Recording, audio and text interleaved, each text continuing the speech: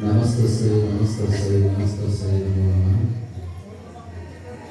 ಕರ್ತೃಪಾಡ ಸಿದ್ದೇಶ್ವರರನ್ನು ಅನಗದ ಕುಮಾರ ಶಿವಯೋಗಿಗಳನ್ನು ನನ್ನ ದೀಕ್ಷಾಗುರುಗಳು ಋಷಿಸ್ವರೂಪರಾದ 10ನೇ ಮಹಾಗುರುಗಳನ್ನು ಮನೋಂತರದಲ್ಲಿ ಧ್ಯಾನಿಸಿ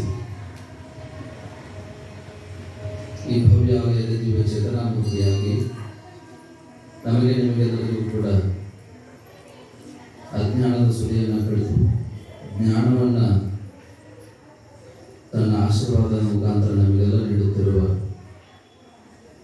ಶ್ರೀ ಜಗನ್ನಾಥಯ್ಯನ ಮನೋಮಂದಿರದಲ್ಲಿ ಧ್ಯಾನಿಸಿ ಆತ ಮಹಾಮಾಗೆಯ ದೇವಿ ಮಹಾತ್ಮೆಯ 3ನೇ ದಿವಸದ ಈ ಸಂದರ್ಭದಲ್ಲಿ ನಿಮಗೆಲ್ಲರಿಗೂ ಕೂಡ ಹಿತ ನುಡಿಗಳನ್ನು ನುಡಿದಿರ್ತಕ್ಕಂಥ ಆತ್ಮೀಯ ಸ್ನೇಹಿತರಾದ ಪರಮಪೂಜ್ಯ ಶ್ರೀ ಚರಮೂರ್ತಿ ದೇವರಲ್ಲಿ ಭಕ್ತಿ ಪ್ರಣಾಮಗಳನ್ನು ಮಾಡಿ ಆಸೀನರಾಗಿರುವ ಎಲ್ಲ ಶರಣ ತಂದೆ ತಾಯಿಗಳೇ ನಿಮ್ಮೆಲ್ಲರ ಆತ್ಮಿಕ ನನ್ನ ನಮಸ್ಕಾರಗಳು.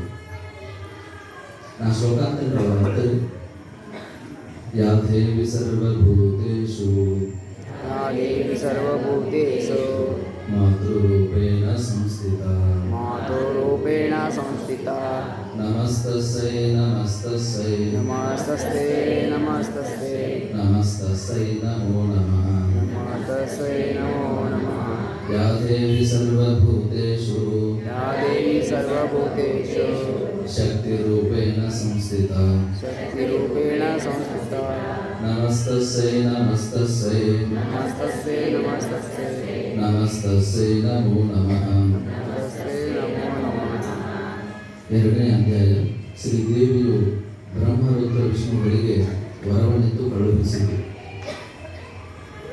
ಬಂದಳೋಡುತ್ತ ದೇವಿ ಕಂದಗಳಿಂದು ಬಳಲಿದವೆಂದು ಎದೆಮೇಲಂದು ಇಹ ಶರಗಳಿಯ ಗಿರಿಬರಿಯಲಿ ಮುಖ ಕಮಲ ಅಂದು ನೀರು ಮುದುಡಿತ್ತು ಹಾರಗಳಂದು ಎಡಹಸ್ತದಲ್ಲಿ ಹಿಡಿದು ಎಂದು ಪಾಂಗುವೆನೆಂದು ಬಂದಳು ಭೂಮನಾರ್ಥದಲ್ಲಿ ತೋರಿದು ನವದೊಳಗೆ ಬಹು ಪ್ರವಿಕಾರು ನುಡಿಸಲು ಕಂಗಳಿಗೆ ಪರಿ ವಾರ ನೆರೆದುದು ಬಹಳ ವಾದ್ಯದ ಬಹಳ ರಭಸದಲ್ಲಿ ಚೀರುತ್ತಿರ್ತವು ಕಹಳ ಚಾಮರ ಹಾರುತ್ತಿರ್ತವು ಸತ್ತಿಗೆಯು ಸಾಲೇರುತ್ತಿರ್ತವು ನೋಡಲಿಗೆ ಶೌನಕನೆ ಕೇಳೆಂದ 100 ಮೋರೆಯ ಬ್ರಹ್ಮ ವಿಷ್ಣು 100 ಮೋರೆಯ ರುದ್ರನು 300 ಮೋರೆಯಲಿಂದು ಸಹಸ್ರಗಳ ಪರ್ಯಂತ ಮೋರೆಯೊಬ್ಬೊಬ್ಬರಿಗೆ ಇರುತ್ತಿರೆ ಮೋರೆ ಪಂಚವು ದಶದ ಮೋರೆಯು ಮೂರುತಿಗಳವು ಗಣಿತವಿಲ್ಲವು ಬಸವ ಕೇಳೆಂದ ಅತ್ತಿ ಮರವೊಂದಿರದು ಕಾಯಿಗಳು ಮೆತ್ತಿದವು ಮೊದಲಿಂಗೆಯ ಪರ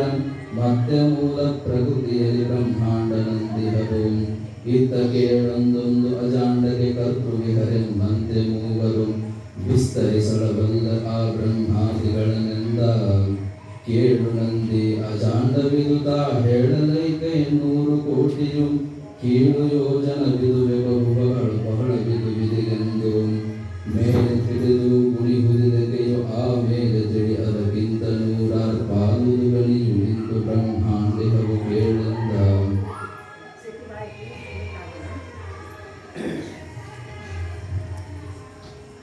ಮೂರನೇ ದಿವಸಕ್ಕೆ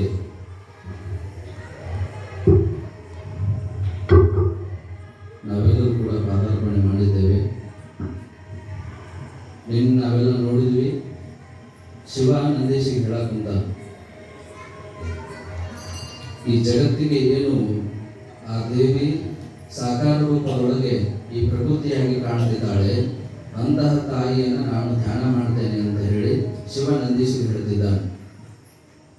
ಅವಾಗ ಕೇಳ್ತಾನ, ನೀವು ಹೇಗೆ ಹುಟ್ಟಿದ್ರಿ, ನೀವು ಆಕೆಯನ್ನ ಕಂಡಿದ್ದು ಯಾವಾಗ ಅಂತ ಹೇಳಿದಾಗ ಆ ಶಿವನ ಮಾತು ಹೇಳ್ತಾನೆ, ನಾವು ಚಿಕ್ಕವರಿರುವ ಸಂದರ್ಭದೊಳಗೆ ಎಲ್ಲ ಇಡೀ ಬ್ರಹ್ಮಾಂಡದೊಳಗೂ ಕೂಡ ಏನು ಸೃಷ್ಟಿ ನಡೆದಿಲ್ಲ, ಕಾರ್ಗತ್ತಲು ನಿರ್ಭಯಲು ಇರುವ ಸಂದರ್ಭಕ್ಕೆ ನಾವು 3 ಜನ ಸಣ್ಣ ಹಸುಳೆಗಳಾಗಿ ಅಳ್ತಾ ಇದ್ದೆವು.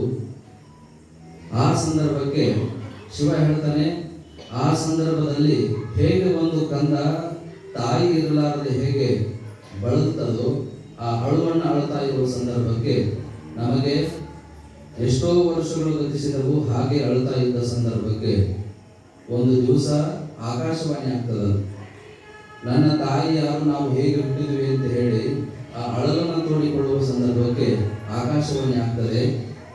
ನಿಮಗೆ ಕಾರಣಲಾಗಿರ್ತಕ್ಕಂಥ ಆ ಜಗನ್ಮಾತೆಯನ್ನ ನೀವು ಹೊರಗೆ ಎಲ್ಲಿ ಹುಡುಕಿದ್ರು ಕೂಡ ಆಕೆ ಸಿಗೋದಿಲ್ಲ.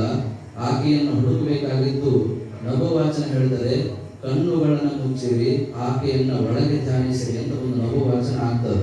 ನಭು ಅಂತಂದ್ರೆ ಆಕಾಶಗಳ ಒಂದು ಅಶರೀರವಾಣಿ ಆಗ್ತದೆ. ಅವಾಗ ಅವ್ರಿಗೆ ಅನಿಸ್ತದೆ ಕಣ್ಣು ಮುಚ್ಚಿದ್ರೆ ಆಕೆ ಕಾಣ್ತಾಳೆ ಅಂತೇಳಿ ಶಿವ ಉಳಿದವರು ಬ್ರಹ್ಮ ವಿಷ್ಣು ಮಹೇಶ್ವರರು 3 ಮಂದಿಯೂ ಕೂಡ ಕಣ್ಣು ಮುಚ್ಚಿದ್ರೆ ಆಕೆ ಕಾಣಿಸ್ತಾಳೆ ಎನ್ನುವಂತ ಪ್ರಶ್ನೆ ಹಾಕಿದಾಗ ಮತ್ತೆ ಅದೇ ನಭೋವಾಚನ ಹೇಳ್ತದ, ಕಣ್ಣು ಮುಚ್ಚಿದ್ರೆ ಕಾಣುವುದಿಲ್ಲ, ನಿಮ್ಮ ಎಲ್ಲ ಇಂದ್ರಿಯಗಳನ್ನ ಹೇಗೆ ಬಹಿರ್ಮುಖವಾಗಿದ್ದಾವೋ ಆ ಎಲ್ಲ ಇಂದ್ರಿಯಗಳನ್ನ ಅಂತರ್ಮುಖವಾಗಿ ಮಾಡಿ ನಿಮ್ಮ ಒಳಗೆ ಇರತಕ್ಕಂಥ ಆ ಪ್ರಜ್ಞೆ ಏನಿದೆ ಅದರ ಮೇಲೆ ನಿಮ್ಮ ಗಮನವನ್ನು ಇಡಿ ಅಂತ ಆ ನಭೋವಾಚನ ಆಯಿತು. ಅವಾಗ ನಾವು 1000 ವರ್ಷಗಳ ಪರ್ಯಂತರವಾಗಿ ಆಕೆಯ ಧ್ಯಾನದೊಳಗಿದ್ವಿ. ಆಕೆ ಬರ್ತಾಳೆ, ಇವಾಗ ಬರ್ತಾಳೆ, ಅವಾಗ ಬರ್ತಾಳೆ ಅಂತ ಕಾಯ್ತಾ ಇರುವ ಸಂದರ್ಭಕ್ಕೆ ಎಷ್ಟು ಶತಮಾನಗಳು ಕಳೆದು ಗೊತ್ತಿಲ್ಲ. ಇಲ್ಲಿ ನಾ ಹೇಳಿದೆ ನಿನ್ನೆ ನಿಮ್ಗೆ, ಒಬ್ಬ ಕವಿ ಬರೆಯುವ ಹೊತ್ತಿಗೆ ಅದನ್ನ ಮನೋರಂಜನೆಯಾಗಿ ಒಂದಿಷ್ಟು ಜನರಿಗೆ ಅದನ್ನ ತಿಳಿಸ್ತಾನೆ. ಅದನ್ನೆಲ್ಲ ನಾವು ತಿಳ್ಕೊಳ್ಳೋದು ಹೀಗೆ ಆಯ್ತೇನೋ ಅಂತಂದ್ರೆ ಹಾಗಾಗಲಿಕ್ಕೆ ಸಾಧ್ಯ ಇಲ್ಲ. ಗೊತ್ತಿಲ್ಲದನ್ನ ಗೊತ್ತು ಅಂತ ಹೇಳಕ್ಕಾಗಲ್ಲ ಅವರೆಲ್ಲರಿಗೂ. ಹೀಗಾಗಿ ಇಲ್ಲಿ ತಿಳಿದುಕೊಳ್ಳೋದೇನಿದೆ ಅಂತಂದ್ರೆ, ಅವರು 1000 ವರ್ಷ ತಪಸ್ ಮಾಡಿದ್ರು, ತಾಯಿ ಆ ಶಿವನನ್ನ ಹೇಗೆ ಹುಟ್ಟಿಸಿದ್ದ ಅನ್ನೋದು ಈ ಕವಿಯ ಮುಖಾಂತರ ನಾವು ನೋಡ್ತಾ ಹೋಗೋಣ. ಅವರು ಹೇಳ್ತಾರೆ, 1000 ವರ್ಷಗಳ ಪರ್ಯಂತರವಾಗಿ ಧ್ಯಾನದೊಳಗೆ ಆ ತಪಸ್ಸದೊಳಗೆ ನಿರತವಾಗುವಾಗ ಆ ಎಲ್ಲ 3 ಜನರಿಗೆ ಬಲಗಣ್ಣು ಹಾರಿತು ಅಂತ ಹೇಳ್ತಾರೆ. ಆಕೆಯ ಶುಭ ಸೂಚನೆ ಎಲ್ಲರಿಗೂ ಅನ್ಕೊಂತಿರ್ತೇವೆ. ಎಲ್ಲರ ಒಂದು ಕೆಲಸಕ್ಕೆ ಹೋಗುವಾಗ ಏನಾದರೂ ಮಾಡುವಾಗ ಮನುಷ್ಯನಿಗೆ ಏನಾದರೂ ಬಲಗಣ್ಣು ಹಾರಿತು ಅಂದ್ರೆ ಇದು ಶುಭ ಸೂಚನೆ ಐತಿ ಅಂತೇಳಿ ನಾವೆಲ್ಲ ಅನ್ಕೊಳ್ತೀವಿ. ಅದೇ ಎಡಗಣ್ಣು ಹಾರಿದ್ರೆ ಕೆಟ್ಟದ್ದೈತಿ ಅಂತೇಳಿ ಹಾಗೆ ಅಂದ್ರೆ ನಮಗಂತೂ ಒಮ್ಮೆ ಕಣ್ಣು ಹಾರಿಬಿಡ್ತಾರೆ, ನಾವೆಲ್ಲ ಅನ್ಕೊಂತೇವೆ. ಇಲ್ಲಿ ತಿಳಿಸ್ತಾರ ಅವರು, ಆ ಪರಮಾತ್ಮನಿಗೆ ಈ ತ್ರಿಮೂರ್ತಿಗಳಿಗೆ ಬಲಗಣ್ಣು ಹಾರಲು ಅವರಿಗೆ ಅನಿಸ್ತದಂತೆ, ದೇವಿ ಬರ್ತಾಳೆ, ಇವತ್ತು ನಮಗೆ ದರ್ಶನ ಕೊಡ್ತಾಳೆ, ಬಟ್ ಏನೋ ಒಂದು ಒಳ್ಳೆಯ ಸುದ್ದಿ ಇದೆ ಅಂತ ಹೇಳಿ ಅವರು ಧ್ಯಾನವನ್ನ ವಿಮುಖರಾಗ್ತಾರೆ. ಆ ಸಂದರ್ಭಕ್ಕೆ ಇಲ್ಲಿ ಹೇಳಿದಲ್ಲ ಕವಿ, ದೇವಿ ಹೇಗೆ ಬರ್ತಿತ್ತು ಅಂತಂದ್ರೆ 1000 ಸಹಸ್ರವಾಗಿ ಆ ಮುಖಗಳನ್ನ ಇಟ್ಟುಕೊಂಡು 1000 ಕೈಗಳಾಗಿ ತ್ರಿಮೂರ್ತಿಗಳ ರೂಪದೊಳಗೆ 1000 ರುದ್ರರಾಗಿ 1000 ವಿಷ್ಣುಗಳಾಗಿ 1000 ಬ್ರಹ್ಮರ ರೂಪದೊಳಗೆ ಓಡ್ತಾ ಬರಾಕುಂತಾಳೆ ನಭದೊಳಗೆ. ಆಕಾಶ ಮಾರ್ಗವಾಗಿ ಬರುವ ಸಂದರ್ಭಕ್ಕೆ ಅವರು ನೋಡ್ತಾ ಇದ್ದಾರೆ, ಆ ದೇವಿಯ ಕರ್ಣಕುಂಡಲಗಳು ಇತ್ತ ಬಲಕ್ಕ ಎಡಕ್ಕ ಹೀಗೆ ಹೋಗ್ತಾ ಇದ್ದಾವೆ. ಆ ತಾಯಿಯ ಮೇಲೆ ಇರ್ತಕ್ಕಂಥ ಮುಕುಟಮಣಿ ಬಹಳ ಅದ್ಭುತವಾಗಿ ಸೂರ್ಯಕೋಟಿಯಾಗಿ ಪ್ರಭೆಯಾಗಿ ಹೊಳಿತಾ ಇದೆ. ಆ ಸಂದರ್ಭಕ್ಕೆ ಅಂತಾರೆ, ಈಕೆ ಇರಬಹುದು ದೇವಿ ಅಂದರೆ ಕಾಣದೇ ಇರ್ತಕ್ಕಂಥ ಒಂದು ಅವ್ಯಕ್ತ ಶಕ್ತಿ ಕಣ್ಣಿನ ರೂಪದೊಳಗೆ ಇವತ್ತು ವ್ಯಕ್ತವಾಗಿ ತೋರಾಕುಂತದಲ್ಲ, ಈಕೆ ಇರಬಹುದು ಅಂತ.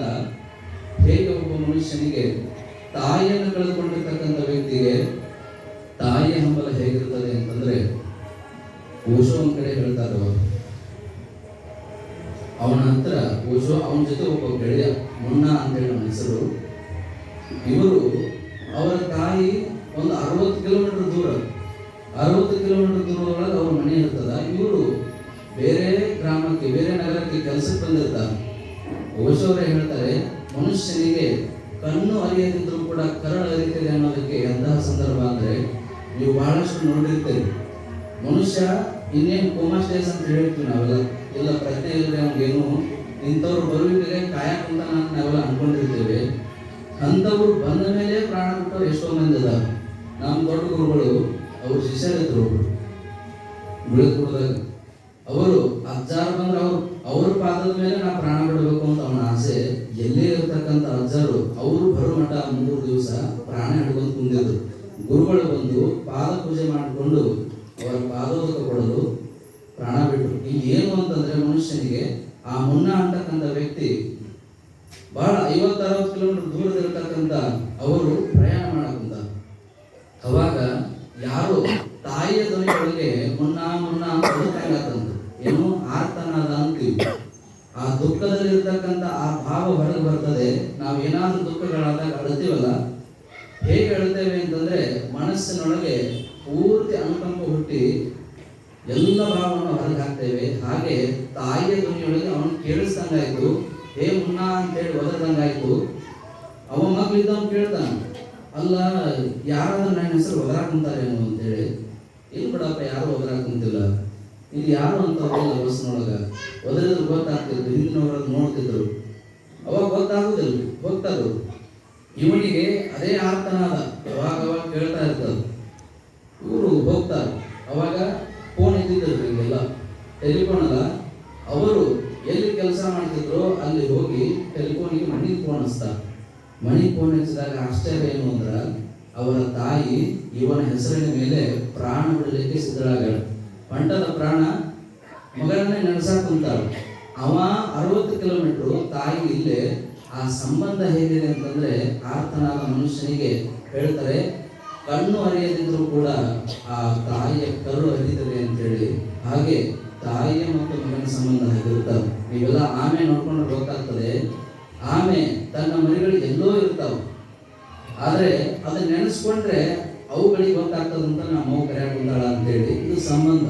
ನಾವೆಲ್ಲ ಅಂತೀವಲ್ಲ, ತಾಯಿತನ ಅನ್ನೋದು ಮನುಷ್ಯನಿಗೆ ಅಷ್ಟೇ ಇದೆ ಏನು ಇಲ್ಲ. ನೀವೆಲ್ಲ ಒಂದು ಫೋಟೋ ನೋಡಿದ್ರು, ಚಿರತೆ ಒಬ್ಬ ಆ ಮರಿ ಜಿಂಕೆಯನ್ನು ಹಿಡಿಯಕ್ಕೆ ಬರಾಕಂದ. ಇದು ಬಹಳ ಫೇಮಸ್ ಆಗಿತ್ತು. ಮರಿ ಜಿಂಕೆ ಹಿಡಿಯಕ್ಕೆ ಬರುವಾಗ ಆ ತಾಯಿ ಜಿಂಕೆ ಏನಿದೆ, ನನ್ನ ಮಗ ಸಾಯ್ತದ ಅಂತೇಳಿ ಆ ಚಿರತೆಗೆ ಹೋಗಿ ಪ್ರಾಣಾಹುತಿ ಆಗ್ತದೆ. ನನ್ನ ಮಗನ ಸಾಯಿ ಹೊಡಿಬೇಡ, ನನ್ನ ಸಾಯಿ ಹೊಡಿ ಅಂತೇಳಿ ಆ ಚಿರತೆಯ ಮುಂದೆ ಹೋಗಿ ನಿಲ್ತದೆ. ಇದು ಮರಿ ತಪ್ಪಿಸ್ಕೊಳ್ತವೆ.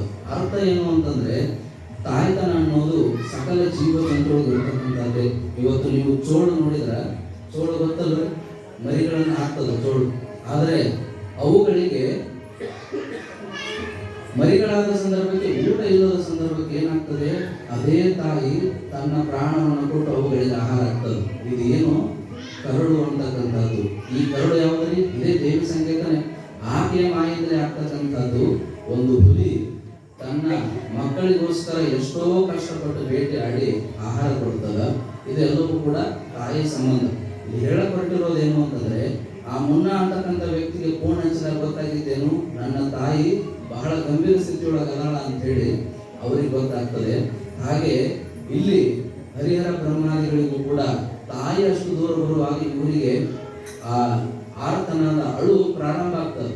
ನೀವೆಲ್ಲ ತಿಳ್ಕೊಳ್ರಿ, ಯಾರಾದ್ರೂ ಮಗ ಬಹಳ ದೂರ ಹೋಗಿದ್ರೆ ಒಂದು 3-4 ವರ್ಷ ಬರಲಿಲ್ಲ ಅಂದ್ರೆ ತಿಳ್ಕೊಳ್ರಿ, ಅವು ಮುಂದೆ ಬಂದ್ರೆ ಏನಾಗ್ತದ ಅಂದ್ರೆ ಅಳ್ತಾನ. ಅವ ತಾಯಿ ನೋಡಿ, ತಂದೆ ನೋಡಿ ಅಳ್ತಾನ. ಯಾಕೆ ಅಳು ಬರ್ತದೆ ಗೊತ್ತಿಲ್ಲ.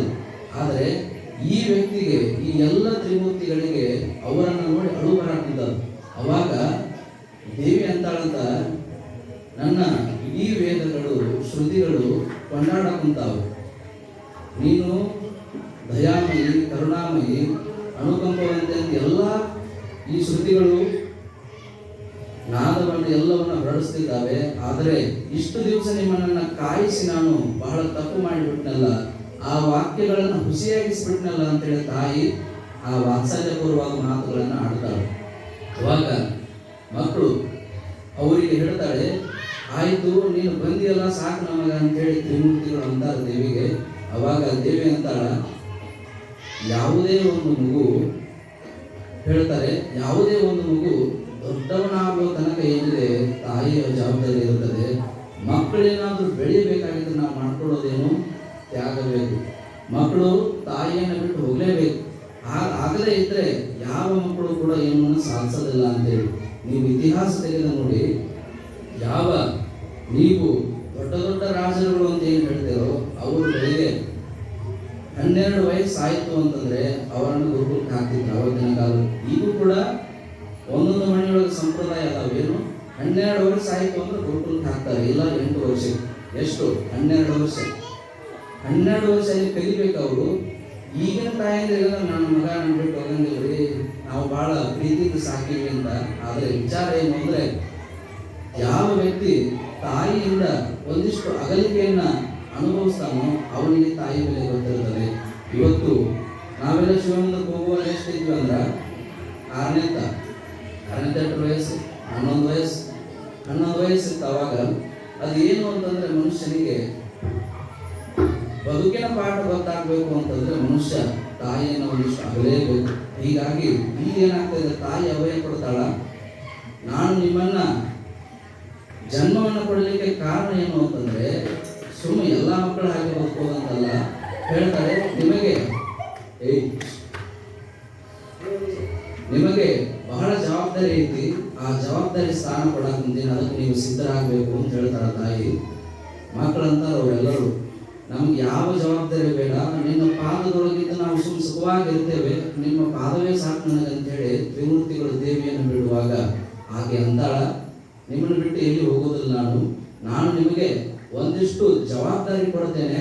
ಯಾವುದು ಆ ಜವಾಬ್ದಾರಿ ಅಂತ ಹೇಳ್ತಾರೆ, ಹೇ ಬ್ರಹ್ಮ ನೀನು ಸೃಷ್ಟಿಯನ್ನ ಮಾಡು, ಹೇ ವಿಷ್ಣು ನೀನು ಈ ಇಡೀ ಜಗತ್ತಿನ ಸ್ಥಿತಿ ಕಾರಣನಾಗಿ ಎಲ್ಲವನ್ನ ನಡೆಸಿಕೊಂಡು ಹೋಗು, ಹೇ ರುದ್ರ ನೀನು ಇಡೀ ಪ್ರಪಂಚವನ್ನ ಪ್ರಳಯದ ಕಾಲದೊಳಗೆ ಅಂತ್ಯ ಮಾಡುವ ಜವಾಬ್ದಾರಿ ನಿನ್ನದು ಅಂತ ವಹಿಸ್ತಾರೆ.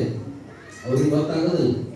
ಇಷ್ಟೆಲ್ಲ ಹೇಳಿದಾಗ ಅನಿಸ್ತದೆ, ಏನು ದೊಡ್ಡದು ಹೇಳಿದಲ್ಲ ದೇವಿ, ಇವನ್ನೆಲ್ಲ ಮಾಡಕ್ ಆಗ್ತದೇನೋ ನಮ್ಮ ಕೈಯೊಳಗೆ, ತಾಯಿಯನ್ನ ಬಿಟ್ಟು ನಮ್ಮ ಕೈಲಿ ಆಗೋದಿಲ್ಲ, ನೀನು ಹೋಗ್ಬೇಡ ಅಂತಂದಾಗ ಆ ತಾಯಿ ಹೇಳ್ತಾಳೆ, ನಾನು ಎಲ್ಲಿ ಹೋಗೋದಿಲ್ಲ, ನಿಮ್ಮ ಯಾರು ಮುಂದೆ ಬರ್ತಕ್ಕಂಥ ಪತ್ನಿಯರಿದ್ದಾರೋ ಅವರ ಅಂಶದೊಳಗೆ ನಾನು ಇರ್ತೇನೆ ಅಂತೇಳಿ ಅಭಯ ಕೊಡ್ತಾಳೆ.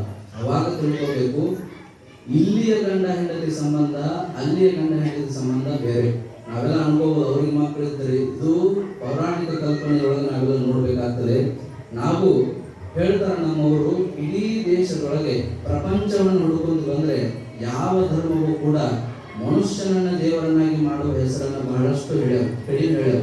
ಆದರೆ ಭಾರತದೊಳಗೆ ಬಂದುಬಿಟ್ರೆ ನಾವು ದೇವರ ಕಲ್ಪನೆ ಅಂತ ಹೇಳ್ತಾರೆ, ಯಾವ ಒಬ್ಬ ವ್ಯಕ್ತಿ ಪ್ರಾಣಿ ಸಹಜ ಬದುಕು ಬದುಕ್ತಿದ್ನೋ ಅವನೊಂದಿಷ್ಟು ಮನುಷ್ಯ ಸಹಜ ಬದುಕನ್ನು ಬದುಕ್ತಾ ಇದ್ದಾನೆ.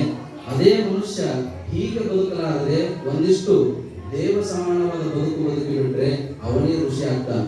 ಹೇಳ್ತಾರೆ, ವಿವೇಕಾನಂದ ಹೇಳ್ತಾರೆ, ದೇವತೆಗಳಲ್ಲಿ ಯಾರು ಅಂದ್ರೆ ಅದೇ ಉನ್ನತವಾಗಿ ಬಾಳಿರ್ತಕ್ಕಂಥ ಆತ್ಮಗಳಾಗಿದ್ದಾವೆ, ಅವೇ ದೇವತೆಗಳು ಅಂತೇಳಿ. ಅದಕ್ಕೆ ತಿಳ್ಕೊಳ್ಳೋದೇನು ಅಂದ್ರೆ ಭಾರತದೊಳಗೆ ಇರ್ತಕ್ಕಂಥದ್ದಿದೆ, ರಾಮ ವ್ಯಕ್ತಿಯಾಗಿ ಹುಟ್ಟಿದ, ಆದರೆ ಜಗತ್ತಿಗೆ ದೇವರಾಗಿ ಕಂಡ. ಈತ ಕೃಷ್ಣ ವ್ಯಕ್ತಿಯಾಗಿ ಹುಟ್ಟಿದ, ಜಗತ್ತಿಗೆ ದೇವರಾಗಿ ಕಂಡ. ಯಾಕೆ ಅಂತಂದ್ರೆ ನಮ್ಗೆ ತಿಳಿಸ್ಕೊಡ್ತಾರೆ, ಪ್ರತಿಯೊಬ್ಬ ಮಾನವನು ಕೂಡ ಹುಟ್ಟಿದ ಜಾತಕ್ಕೆ ಎಲ್ಲರೂ ದೇವರಾಗಲಿಕ್ಕೆ ಅಂತಕ್ಕಂಥದ್ದು ಇಲ್ಲಿ ದೇವಿ ಹೇಳಕ್ಕಂತಾಳೆ. ನೀವು ಈ ಎಲ್ಲ ಕಾರ್ಯಗಳನ್ನ ಮಾಡ್ತಾ ಹೋಗ್ರಿ, ನಿಮ್ಮ ಜೊತೆಯಾಗಿ ನಾನು ಇರ್ತೇನೆ ಸದಾ ಅಂತ ಹೇಳಿ. ಅವಾಗ ದೇವಿ ಕೇಳ್ತಾಳೆ, ಏನಂತ, ನಿಮಗೆ ಯಾವ ವರ ಬೇಕು ಕೇಳಿ ಅಂತ ಕೇಳ್ತಾರೆ ತ್ರಿಮೂರ್ತಿಗಳಿಗೆ. ಅವ್ರು ಯಾವುದೋ ವರವನ್ನು ಕೇಳೋದಿಲ್ಲ. ಅವ್ರಂತಾರೆ, ನಮಗೆ ನೀನು ಬೇಕು ವಿನಃ ಉಳಿದ ಯಾವ ವಸ್ತುಗಳು ಬೇಡ ನಮಗೆ. ಇಲ್ಲಿ ತಿಳ್ಕೊಳ್ಳೋದೇನು ಅಂತಂದ್ರೆ ನಮಗೆಲ್ಲರಿಗೂ ಕೂಡ ದೇವರನ್ನ ನಾವೆಲ್ಲ ಕೇಳ್ತೇವೆ. ಏನಂತ ಕೇಳ್ತೇವೆ, ಆ ಪ್ರಹ್ಲಾದ ಇದ್ದ, ಆತ ವಿಷ್ಣು ಬಂದು ನರಸಿಂಹಾವತಾರದೊಳಗೆ ಪ್ರಹ್ಲಾದ ಆ ಹಿರಣ್ಯಕಶಿಪುವನ್ನ ಮರ್ದನ ಮಾಡ್ತಾನ. ಆ ಸಂದರ್ಭಕ್ಕೆ ಮರ್ದನ ಆದ ಆ ಕೊನೆ ಗಳಿಗೆಯೊಳಗೆ ಪ್ರಹ್ಲಾದನನ್ನು ನರಸಿಂಹ ಕೇಳ್ತಾನೆ, ನಿನಗೆ ಏನು ವರ ಬೇಕು ಪ್ರಹ್ಲಾದ? ಅವಾಗ ಆ ಪ್ರಹ್ಲಾದ ಹೇಳ್ತಾನೆ, ನನಗೆ ಏನೂ ವರ ಬೇಡ, ನಿನ್ನ ನಾಮ ಸ್ಮರಣೆ, ನಿನ್ನ ನಾಮವನ್ನು ಜಪ ಮಾಡಿದಾಗ ನನಗೆ ಆಗುವ ಅನುಭವ ಏನಿದೆ, ನಿನ್ನನ್ನು ಬಿಟ್ಟು ನನಗೆ ಯಾವ ವರವೂ ಬೇಡ, ನಿನ್ನ ನಾಮ ಒಂದೇ ಸಾಕು ಅಂತೇಳಿ ಆ ನರಸಿಂಹನಲ್ಲಿ ಪ್ರಾರ್ಥನೆ ಮಾಡ್ತಾನೆ. ಅವಾಗ ನರಸಿಂಹ ಅಂತಾನ, ಇದ್ದ ಜಗತ್ತಿನೊಳಗೆ ನಿನ್ನ ಇರಬೇಕಪ್ಪ.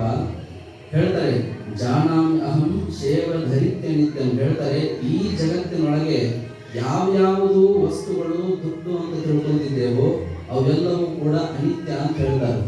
ಶೇವಧರಿತ್ಯ, ಶೇವಧಿ ಅಂತಂದ್ರೆ ನಾವೆಲ್ಲ ಧನ ಅಂತ ಹೇಳ್ತಾರೆ, ಅದೆಲ್ಲವೂ ಕೂಡ ಅನಿತ್ಯ ಹೇಳಪಟ್ಟಿರೋದು. ಆ ಎಲ್ಲ ತ್ರಿಮೂರ್ತಿಗಳು ಕೂಡ ಭಗವಂತನಿಗೆ ಏನನ್ನು ಕೇಳುವುದಿಲ್ಲ. ಅವಾಗ ದೇವಿ ಹೇಳ್ತಾಳೆ, ನಿಮಗೆ ಕಷ್ಟ ಬಂದ ಕಾಲಕ್ಕೆ ನನ್ನನ್ನ ಭಜನೆಯನ್ನ ಮಾಡಿ ನನ್ನನ್ನ ಮನಸ್ಸಿನೊಳಗೆ ಸ್ಮರಿಸಿದ್ರೆ ನಿಮಗೆ ಪರಿಹಾರಗಳನ್ನು ನಾನು ಕೊಡ್ತೇನೆ.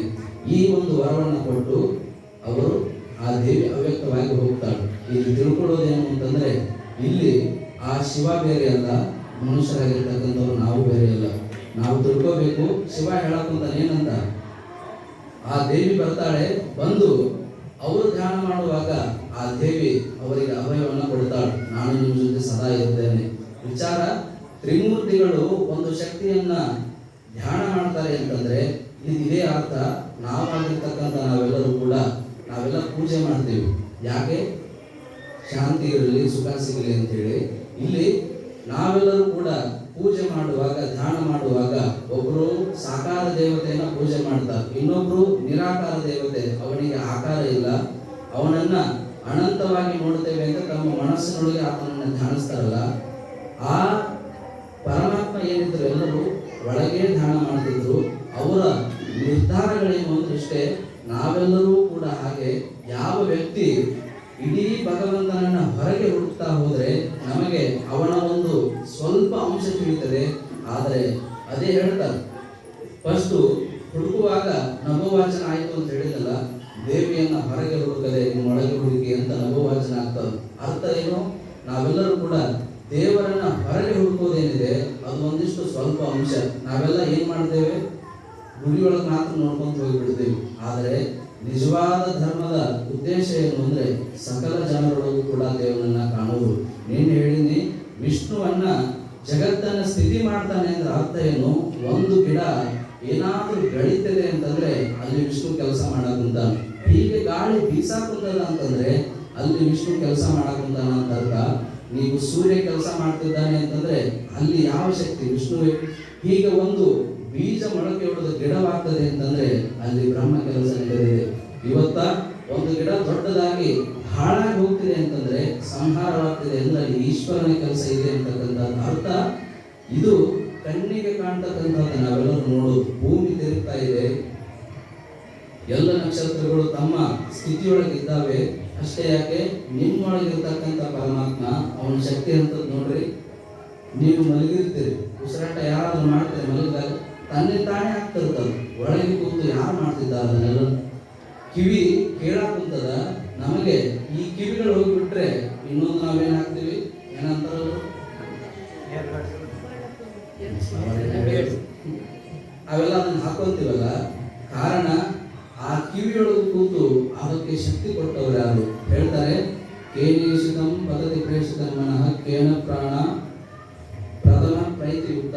ಹೇಳ್ತಾರೆ, ಈ ಮನಸ್ಸು ಕೆಲಸ ಮಾಡೋದು ಯಾವುದರಿಂದ? ನಮ್ಮ ಮನಸ್ಸು ಕೆಲಸ ಮಾಡಕ್ಕುಂತದ, ನಮ್ಮ ಪ್ರಾಣ ಕೆಲಸ ಮಾಡಕ್ಕುಂತದ. ಯಾವ ಶಕ್ತಿಯಿಂದ ಅಂದ್ರೆ ಅದೇ ಅವ್ಯಕ್ತ ಶಕ್ತಿ. ಸಗುಣ ರೂಪವಾಗಿ ನಾವು ನೋಡ್ತೇವೆ ಅಂತಂದ್ರೆ ಗುಡಿಯೊಳಗೆ ಮಾತ್ರ ನೋಡಿದ್ರೆ ಅಷ್ಟೇ ದೇವರಲ್ಲ. ನೀವೇನಾದ್ರೂ ಹೀಗೆ ಹೊರಗೆ ನೋಡುವುದಾದ್ರೆ, ಒಂದು ಎಲೆಯೊಳಗೆ ಅವನನ್ನು ನೋಡುವುದಾದ್ರೆ ಅವಾಗ ನಿಮ್ಗೆ ಅನಿಸ್ತದೆ ಸರ್ವಂ ಕಲ್ವಿದಂ ಬ್ರಹ್ಮ. ಅರ್ಥ ಏನು? ಎಲ್ಲರೊಳಗೂ ದೇವರನ್ನ ನೋಡುವುದು. ಈ ರೀತಿ ಆಗೋದಾದ್ರೆ ನೀವು ನಿರ್ಗುಣನ ಉಪಾಸನೆ ಮಾಡಿದ್ರು ಒಂದೇ, ಸಗುಣನ ಉಪಾಸನೆ ಮಾಡಿದ್ರು ಒಂದೇ. ನಿರ್ಗುಣ ಅಂದ್ರೆ ಆಕಾರ ಇಲ್ಲ, ಸಗುಣ ಅಂದ್ರೆ ಆಕಾರ. ಇಲ್ಲಿ ಹೇಗೆ ದೇವರು ಇದ್ದಾಳಲ್ಲ, ಮನುಷ್ಯನಂತೆ ರೂಪವನ್ನು ಕೊಟ್ಟು ಆಕೆಯನ್ನ ಆರಾಧನೆ ಮಾಡುವುದು. ಇಲ್ಲಿ ನವವಾಚನ ಆಯ್ತು, ಏನಂತ? ದೇವಿಯನ್ನ ಒಳಗೆ ಹುಡುಕಿದರೆ ಧೌಡು ಸಿಗ್ತಾಳ ಅಂತೇಳಿ. ಅವಾಗ ಎಲ್ಲರೂ ಕೂಡ ಮನಸ್ಸಿನೊಳಗೆ ಹಿಡಿತಾರೆ. ಮುಂದೆ ಇಷ್ಟ ಆಗುತ್ತದೆ ಬಹಳ. ದೇವಿ ಮುಂದೆ ಅವ್ಯಕ್ತವಾಗಿ ಹೋಗ್ತಾಳೆ. ಏನಂತ? ನಿಮಗೆ ಏನಾದರೂ ಕಷ್ಟ ಬಂದಾಗ ನನ್ನನ್ನ ಸ್ಮರಣೆ ಮಾಡಿ ನಿಮಗೆ ಅಭಯ ಕೊಡುತ್ತೇನೆ. ಅರ್ಥ ನಮಗೆಲ್ಲರಿಗೂ ಕೂಡ ಬಂದಿದೆ. ನಮ್ಮೊಳಗಿರ್ತಕ್ಕಂಥ ಆ ಚೈತನ್ಯದ ಶಕ್ತಿ ಎಷ್ಟು ಅಂತಂದ್ರೆ, ನೀವೇನಾದ್ರೂ ಸುಮ್ ಕೂತಾಗ ಅನ್ಕೊಳ್ರವ, ನನ್ನ ಕೈಲಿ ಏನೂ ಆಗಂಗಿಲ್ಲ. ಒಂದು ನೋವು ಭಾಳ ಸತಿ ಅನ್ಕೋರಿ, ನಿಮ್ಮ ಕೈಲಿ ಏನೂ ಆಗಂಗಿಲ್ಲ. ನೀವು ಇಲ್ಲೇ ಕೂತು ನಾನು ಯಾರು ಬಂದರೂ ಎದುರಿಸ್ತೀನಿ ಅಂತ ಬರೀ ಒಂದು 3 ಸತಿ ಅನ್ಕೋರಿ, ಆಟೋಮೆಟಿಕ್ ನಿಮ್ಮ ದೇಹ ಬದಲಾವಣೆ ಆಗುತ್ತೆ. ಅರ್ಥ ಏನು? ಒಳಗೆ ಕೂತಿರುವ ಪರಮಾತ್ಮನ ತಾಕತ್ತು. ಅಲ್ಲಿ ಪರಮಾತ್ಮರು ಹೇಳಿದ ನಿನ್ನೆ, ಒಬ್ಬ ಭಗವಂತನನ್ನು ನಾವು ಆರಾಧನೆ ಮಾಡ್ತೇವೆ ಅಂದ್ರೆ ಅವನ್ನ ಪ್ರಭು ಅಂತ ಒಪ್ಕೊಂಡಾಗ, ನಾವು ಅವನ ಶಿಷ್ಯನಾದಾಗ ಅವನ ಗುಣಗಳೆಲ್ಲವೂ ಕೂಡ ನಮಗೆ ಬಂದಿರ್ತಾವೆ. ಅವನನ್ನ ಒಂದು ಸತಿ ಸ್ಮರಣೆ ಮಾಡಿಕೊಂಡ್ರೆ ಅವನ ಏನೇನು ಗುಣಗಳಿದ್ದು ಅವೆಲ್ಲವೂ ಕೂಡ ನಮಗೆ ಜಾಗೃತಿ ಆಗ್ತವೆ. ಇದಕ್ಕೆ ಉದಾಹರಣೆ ರಾಮಕೃಷ್ಣರೇ. ಅವರು ಎಲ್ಲ ಧರ್ಮದ ಸಾಧನೆ ಮಾಡಿರ್ತಕ್ಕಂಥ ಅವರು. ನಾವೆಲ್ಲ ದಾಸ್ಯಭಾವ ಅಂತ ಒಂದಿದೆ. ಅರ್ಥ ಏನು? ಹನುಮಂತನ ರೀತಿಯೊಳಗೆ ಅವ್ರು ಹೇಳ್ತಾರೆ, ಏ ಕಾಳಿ, ನೀನು ಪ್ರಭುವಾಗಿದ್ದೀಯ, ನಾನು ನಿನ್ನ ದಾಸನಾಗಿದ್ದೇನೆ ಅಂತ ಹೇಳಿ. ಹೇಗೆ ಹನುಮಂತ ರಾಮನಿಗೆ ದಾಸನಾಗಿದ್ನು, ಹಾಗೆ ರಾಮಕೃಷ್ಣರು ಆ ಕಾಳಿ ಮಾತಿಗೆ ದಾಸರಾಗಿರ್ತಾರೆ. ಅವರಿಗೆ ಭಾವಿಸ್ಕೊಳ್ತಾರೆ, ಅವರು ನಾನು ಹನುಮಂತನ ಪರವಾಗಿ ದಾಸ್ಯಭಾವವನ್ನು ಬೆಳೆಯಬೇಕು ಅಂತ ಹೇಳಿ ಯಾವಾಗಲೂ ಕೂಡ ಅವನು ನನ್ನ ಪ್ರಭು, ನಾನು ಅವನ ಶಿಷ್ಯ ಅನ್ಕೊಳ್ಳುವಾಗ ಅವರಿಗೆ ಬೆನ್ನಿನ ಹಿಂದೆ ಹೇಗೆ ಹನುಮಂತನಿಗೆ ಬಾಲದ ಆಕೃತಿ ಬಂದಿತ್ತು ಹಾಗೆ ಬರಲಿಕ್ಕೆ ಪ್ರಾರಂಭವಾಯಿತು. ಅವರು ಅಂತಾರೆ, ನಾನು ಹನುಮಂತರ ಅಂತ ವಿಚಾರ ಮಾಡಿಕೊಂಡಾಗ ಅವರ ಮುಖದ ಭಾವ, ಅವರ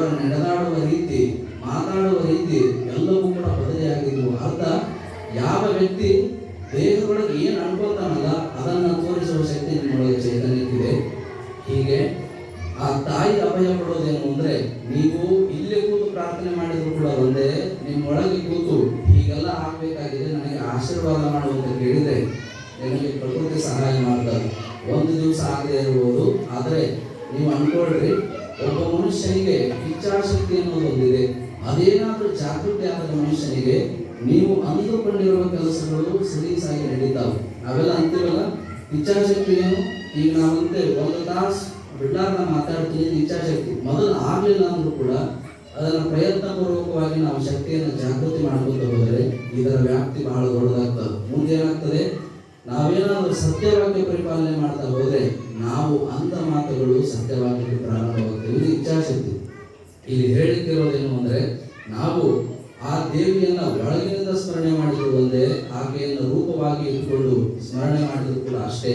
ಹೀಗಾಗಿ ದೇವಿ ಅವ್ಯಕ್ತವಾಗ್ತಾಳೆ. ಶಿವ ಏನಾಗ್ತಾನೆ, ಬ್ರಹ್ಮ ವಿಷ್ಣು ಮಹೇಶ್ವರ ರುಷ್ಟ್ರು ಏನು ದೇವಿ ಮಾಯವಾದಲ್ಲ ಅಂತ ಹೇಳಿ ಹೇಳಿರ್ತಾಳೆ. 3 ಜನ ನೀವು 3 ಕೆಲಸ ಮಾಡ್ರಿ, ಸೃಷ್ಟಿ ಸ್ಥಿತಿ ಲಯ ಅಂತ ಹೇಳಿ. ಈ ಕೆಲಸ ಒಪ್ಕೊಂಡಾಗ ಅವ್ರೊಳಗೆ ಚಲೋ ಆಗುತ್ತೆ. ಏನಂತ ಅಂತಾನ ಬ್ರಹ್ಮ, ಇದ್ರೊಳಗೆ 3 ಮಂದಿಯೊಳಗೆ ಯಾರು ದೊಡ್ಡವರು ಅಂತ ಅವರೊಳಗ ಆ ಪ್ರತಿಷ್ಠೆ ಪ್ರಾರಂಭವಾದಾಗ ವಿಷ್ಣು ಅಂತಾನೆ, ಯಾರ ಗರ್ಭದೊಳಗೆ 14 ಭುವನಗಳಿದ್ದಾವೋ ಅವರೇ ದೊಡ್ಡವರು, ಬೇಕಾದ್ರೆ ನನ್ನ ನಾವಿಂದ ನೋಡ್ಕೊಂಡು ಬರ್ರಿ ಅಂತ ಹೇಳಿ ಬ್ರಹ್ಮ ಮತ್ತು ಶಿವನಿಗೆ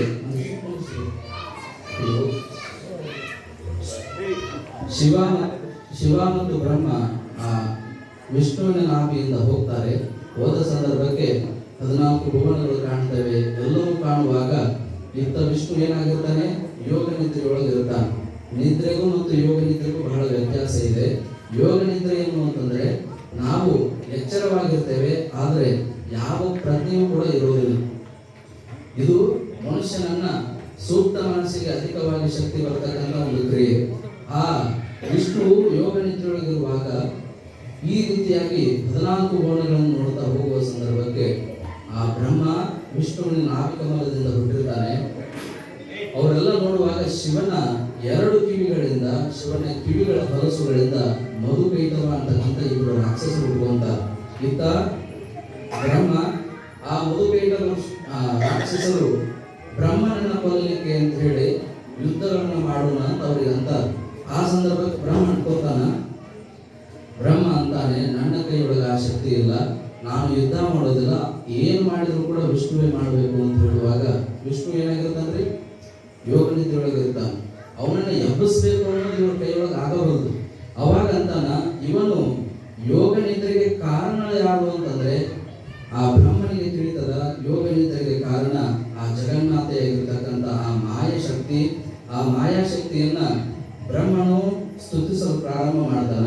ಅವಾಗ ದೇವಿಯನ್ನ ಅನೇಕ ಮಂತ್ರದ ಮುಖಾಂತರವಾಗಿ ಆಕೆಯನ್ನು ಸ್ಮರಣೆ ಮಾಡುವ ಸಂದರ್ಭಕ್ಕೆ ಆ ವಿಷ್ಣುವಿನ ಹೃದಯದೊಳಗೆ ಅವನನ್ನ ಜಾಗೃತಿಯನ್ನಾಗಿ ಮಾಡಿ ಮಧುಕೈಟವರ ಸಂಹಾರಕ್ಕೆ ಅವನಿಗೆ ಪ್ರೇರಣೆಯನ್ನು ಕೊಡುತ್ತಾಳೆ. ಅರ್ಥ ಏನು ಅಂದ್ರೆ, ನಾವೆಲ್ಲರೂ ಕೂಡ ನಮ್ಮೊಳಗೆ ನಾವು ಯಾರು ಅಂತ ಮರೆತಾಗ ಒಂದಿಷ್ಟು ನಾವು ತನಕ ಪರಿಚಯ ಆಗಿಬಿಟ್ರೆ ನಮಗೆ ನಮ್ಮೊಳಗಿರ್ತಕ್ಕಂಥ ದೇವಿ ನಮಗೆ ಜಾಗೃತಿ ಮಾಡ್ತಾಳೆ. ನೀನು ಇದಲ್ಲ ತಮ್ಮ, ನೀನು ನನ್ನ ಅಂಶವೇ ಇದ್ದೀಯ ಅಂತ ತಿಳಿಸುವ ಸಂದರ್ಭಕ್ಕೆ ವಿಷ್ಣು ಜಾಗೃತನಾಗ್ತಾನೆ, ಮಧುಕೈಟವರನ್ನು ಸಂಹಾರ ಮಾಡ್ತಾನೆ.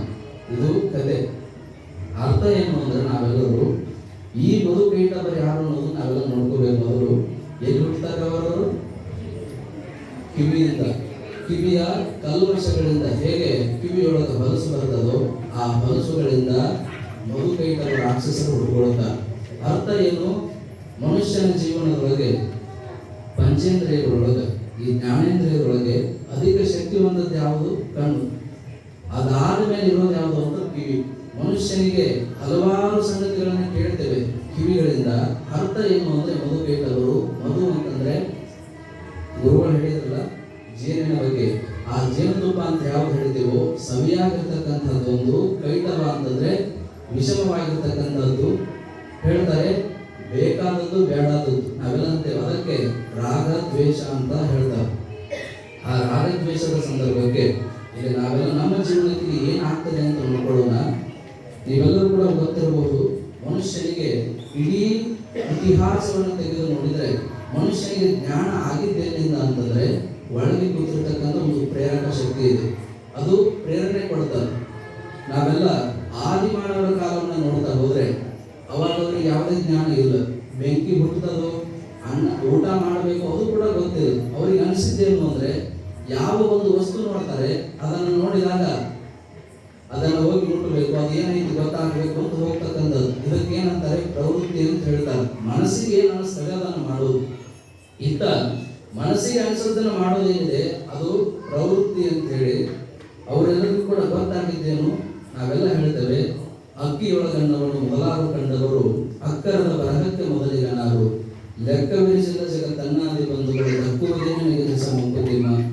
ಅಕ್ಕಿಯಿಂದ ಅನ್ನ ಮಾಡಬಹುದು ಅಂತ ಯಾರು ಕಂಡಿಡಿದಾರ ಗೊತ್ತೈತಿ? ಯಾರಿಗಲ್ಲ. ನಮಗೆ ಬಲ್ಬ್ ಕಂಡಿಡ್ದ ಗೊತ್ತು. ಇತ್ತ ನಾವೆಲ್ಲ ನಿಕೋಲಾ ಟೆಸ್ಲಾ ಅವರೆಲ್ಲ ಏನೇನೋ ಕಂಡು ಹಿಡಿದಿರ್ತಕ್ಕಂಥವ್ರು, ಅವ್ರ ಬಗ್ಗೆ ಗೊತ್ತಿದೆ. ಅಕ್ಕಿ ಕಂಡು ಹಿಡಿದವ್ರು ಯಾರು ಗೊತ್ತಿಲ್ಲ ಯಾರಿಗೂ. ಅಕ್ಕರದ ಬರಹಕ್ಕೆ ಮೊದಲಿಗನಾರು, ಅಕ್ಷರವನ್ನ ಕಂಡು ಹಿಡಿದವ್ರು ಯಾರು?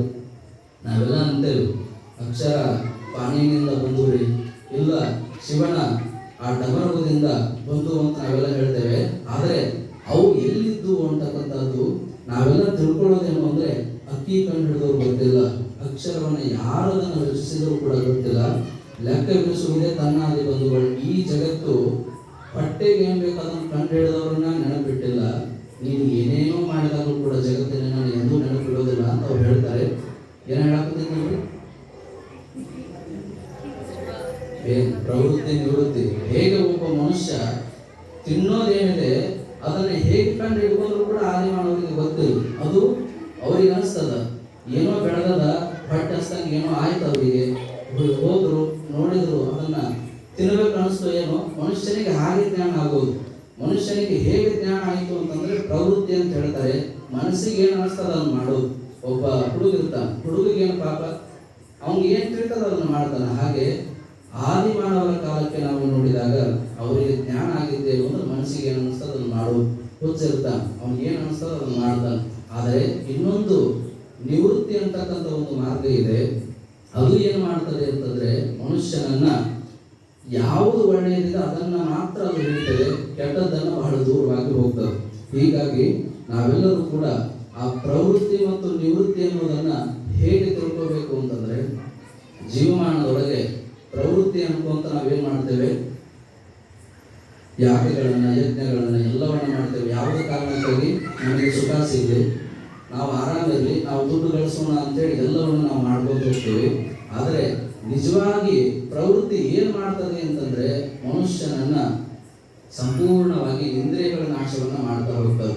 ಅರ್ಥ ಏನು? ಯಾವ ವ್ಯಕ್ತಿ ಮನುಷ್ಯನಿಗೆ ಜೀವಮಾನದೊಳಗೆ ನಾನು ಬೆಳೆಯಬೇಕು ಅಂತ ಅನಿಸೋದಿಲ್ವೋ ಅಂಥವನಿಗೆ ಯಾವುದೇ ಕೂಡ ವಿಕಾಸದ ಮಾರ್ಗ ಹೊಡೋದಿಲ್ಲ. ಮನುಷ್ಯನಿಗೆ ಅನಿಸ್ಬೇಕು ಒಂದು ದುಃಖ ಪ್ರಸಂಗ ಆದ್ರೂ ಆಗ್ಬೇಕು. ಇಲ್ಲ ನಂಬಿದವರು ಮನುಷ್ಯನಿಗೆ ಕೈ ಕೊಟ್ಟಾಗ ಅವನಿಗೆ ಅನಿಸ್ತದೆ ನನ್ನ ಜೀವನ ಇದಲ್ಲ. ಇಲ್ಲ ಅವನಿಗೆ ಜೀವನದೊಳಗೆ ಕಷ್ಟಗಳ ಪ್ರವಾಹ ಆಗಬೇಕು. ಆ ಸಂದರ್ಭಕ್ಕೆ ನನ್ನ ಜೀವನ ಬದಲಿ ಮಾಡ್ಕೋಬೇಕು ಅಂತ ನಮ್ಗೆ ಅನಿಸ್ತದೆ. ಪ್ರವೃತ್ತಿ ಅಂದ್ರೆ ಇಷ್ಟೇ, ದುಡ್ಡಿದೆ ಗಳಿಸ್ಬೇಕು. ಎಷ್ಟು ಗಳಿಸೋದು ಅಂತಂದ್ರೆ ಸಾಯುವುದಂತ ಗಳಿಸ್ತಾ ಹೋಗಿ ಕೊನೆಗೆ ಏನಾಗ್ತದೆ? ಸಾಕ್ ಬಿಡಪ್ಪ, ಇದು ಏನ್ ಗಳಿಸಿ ಏನ್ ಮಾಡೋದು ಅಂತ ಹೇಳಿ ಮನುಷ್ಯನಿಗೆ ಅಧಿಕವಾಗಿರ್ತಕ್ಕಂಥ ಒಂದು ಕಲ್ಪನೆಗಳು ಹುಡ್ತಾವ. ಹೆಂಗ ಕಲ್ಪನೆ ಇರ್ತಾವ ಅಂತಂದ್ರ ಸಂಸಾರದೊಳಗ ಹಿಂಗ ಗ್ರಾಮದೊಳಗ ಗಂಡ ಹೆಂಡತಿರವ ಅವರು ಹೋಗಿ ಹೆಂಡತಿ ಇರ್ತಾಳ, ಕಸ ಚಲಕ್ ಹೋಗ್ತಾನ ಹೊರಗೆ. ಆ ಮನೆ ಹಿತ್ತಲದೊಳಗೆ ಕಸ ಚಲಕ್ ಹೋಗುವಾಗ ಒಂದು ಹುಣಸಿ ಗಿಡ ಬೆಳೆದಿರ್ತದೆ, ಇಟ್ಟಿರ್ತದ. ಅದನ್ನ ನೋಡಿ ಖುಷಿ ಆಗತ್ತೆ. ಹುಣಸಿ ಗಿಡ ಬೆಳೆದತ್ತಲ್ಲ, ಇದನ್ನ ಏನಾದ್ರು ಮಾಡ್ಬೇಕು, ದೊಡ್ಡದಾದ್ರ ದೊಡ್ಡ ಲಾಭ ಆಗ್ತದ ಅಂತೇಳಿ ಗಂಡಂಗೆ ಹೇಳ್ತಾರ ಹೋಗಿ. ಏನಿಲ್ರಿ, ಮನೆ ಹಿಂದ ದೊಡ್ಡ ಹುಣಸಿ ಗಿಡ ಬೆಳಕಂತದ, ಈ ಟೈತ್ ಈಗ ಮುಂದೆ ದೊಡ್ಡದಾಗುತ್ತ, ಏನಾದ್ರು ಮಾಡೋಣ. ಇನ್ನ ಏಕೈತರದ ಹುಣಸಿ ಗಿಡ ಇಟ್ಟೈತಿ, ಸಣ್ಣದೈತಿ. ಅವಾಗ ಗಂಡ ಅಂತಾನ, ಇಲ್ಲ ಮುಂದೆ ದೊಡ್ಡದಾದಾಗ ಅದರಿಂದ ಲಾಭ ಆಗ್ತದ, ಹಣ್ಣು ಮಾರಿದ ಲಾಭ ಆಗ್ತದ, ಹುಣಸಿ ಬೀಜ ಮಾರಿದ ಲಾಭ ಆಗ್ತದ, ಮುಂದೆ ಅದು ಲಾಭ ಆದ್ರೆ ಚಾ ಅಂಗಡಿ ಇಡುಮ ಅಂತ ನಾವು. ಇನ್ನ ಏಕೈತರದ ಹುಣಸಿ ಗಿಡ ಇಟ್ಟೈತಿ.